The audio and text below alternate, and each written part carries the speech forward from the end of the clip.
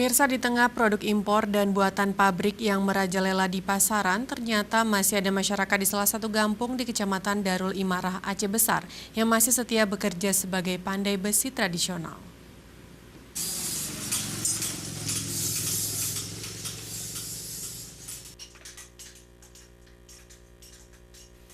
Satu persatu produk pertanian dan rumah tangga seperti parang, cangkul, sekup, sabit, serta pisau dapur diproduksi oleh para pandai besi tradisional di sebuah gubuk sederhana beratapkan rumbia dan beralaskan tanah yang terletak di Kampung Lamblang Mayang, Kecamatan Darul Imarah, Kabupaten Aceh Besar.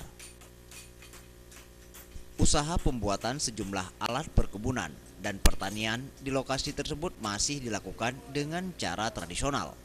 Setidaknya ada 15 pekerja yang beraktivitas di gubuk tersebut dan mereka masih memiliki ikatan keluarga. Usaha yang mereka jalani saat ini sudah generasi ketiga yang merupakan warisan dari kakeknya dulu. Dan ia telah menjalani bisnis tersebut sejak ia masih duduk di bangku sekolah. Kalau untuk produksi sendiri, mereka masih menggunakan cara-cara tradisional, yaitu dengan mengandalkan tenaga yang mereka miliki untuk menempa besi-besi per tersebut agar berubah menjadi berbagai bentuk alat pertanian, perikanan, dan perkebunan yang dipesan langsung oleh konsumen. Pemilik tempat usaha pandai besi, Sulaiman, menyebutkan untuk saat ini hasil yang mereka produksi masih terkendala oleh pemasaran. Adalah yang langsung memang nggak ada, cuma sedikit-sedikit memang ada. Karena pemasaran kami masih di sini di provinsi ini belum ada pemasaran, mungkin promosinya agak kurang sedikit, Pak.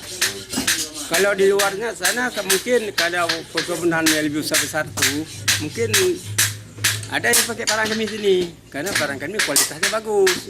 Tetapi mungkin saja promosinya nggak sampai ke situ. Paling-paling untuk daerahnya aja kami sini. Omset Bapak sendiri, Pak.